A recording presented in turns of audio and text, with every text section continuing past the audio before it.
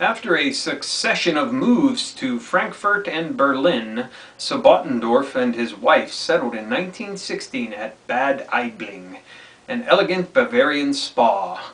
From here, Sobottendorf consulted George Gaubatz, his Munich lawyer, in order to secure the police files relating to his contested Turkish nationality. Gaubatz happened to show him a newspaper advertisement for the Germanenorden, which summoned fair-haired and blue-eyed German men and women of pure Aryan descent to join the order. 3 cryptic runes stood beneath this message. Sobottendorf was intrigued and acquired membership. In September 1916, Sobottendorf decided to visit a chief of the mysterious Germanenorden at Berlin. That's a little snippet from Nicholas Goodrick Clark, The Occult Roots of Nazism, one of several books on that particular subject, which is very good. Clark is an excellent researcher. Hello and welcome to another edition of the Stench of Truth. Interestingly enough, there still seems to be a prevalence of news stories in the mainstream media about economic turnaround, while at the same time ignoring the very basic facts of life. And that is that there are still hundreds of thousands of people losing their jobs every month, and that wages are not going up. They are remaining stagnant or in fact going down, and the aforementioned job losses means that even if there is an economic recovery, which I absolutely do not believe there is, at least not yet, it can't be sustained, because what drives the economy in this country is spending, consumer spending. And if it were at all possible, I'd tell every single person who is watching this video to never spend another fucking dime on anything. Grind the fucking economy to a fucking halt, because that would put an end to the entire fucking charade. But that's really not feasible, is it? But let's be realistic, okay?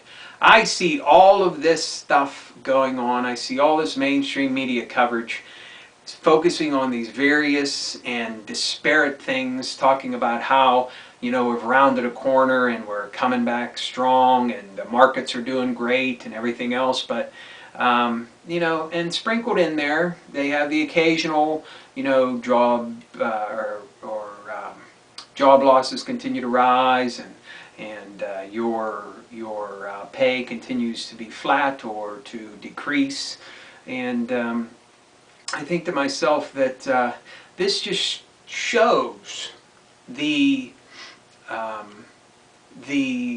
lengths to which the mainstream media will toe the party line, as it were.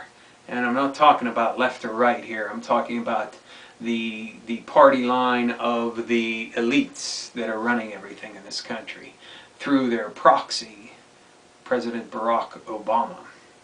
And this is just another example of how severely underrepresented we are in the media. Take one other example, if you will, and that is the so-called peace movement, which was so incredibly vocal when Bush was in office, going to illegal wars in fucking Iraq and Afghanistan. And now that we have Barack, aka the Messiah Obama, in office, who is a Democrat, who approaches his job from a so-called left-wing position, when in fact he is nowhere near the fucking left, nowhere near fucking socialist that the right would have us believe. And what has he done since he's been in office but to extend and expand the fucking warmongering? So, where are the fucking peace protesters? Where is the fucking peace movement? Did they all go home because the hated George fucking Bush is out of office?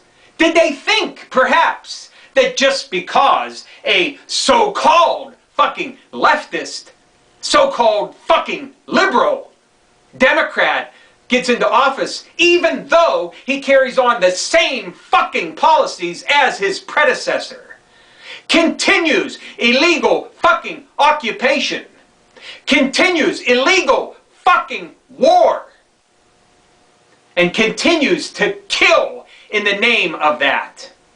And there is not one fucking peace group anywhere talking about this. There's not one fucking peace organization that is confronting Barack, aka the Messiah, Obama.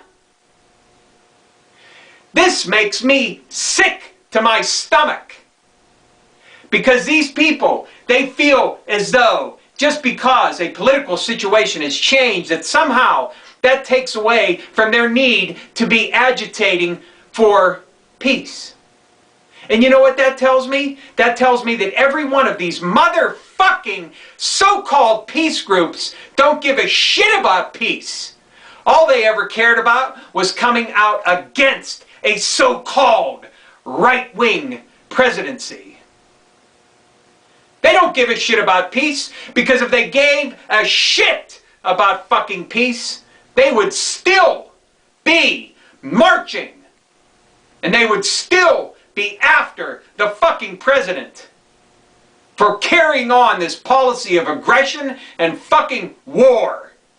And they would be demanding a fucking stop to it. But because they're not, that tells me that these peace groups are nothing but shams. So, while we have the economy, we're still going in the fucking tank. The mainstream media refuses to even give us even a glimpse of reality, even though little bits and pieces come through. You also have the total fucking failure of the media in this country to even hold these fucking groups accountable. So, where are the fucking peace groups? They've all gone home and shut up because they don't give a shit about peace. This proves it.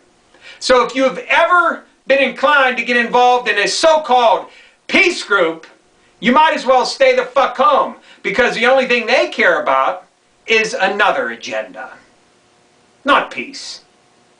And if you're really concerned about peace, maybe join Cindy Sheehan, because she's up in Martha's Vineyard protesting. Is there any fucking group with her? No. And that is a fucking shame. Thank you. Good night.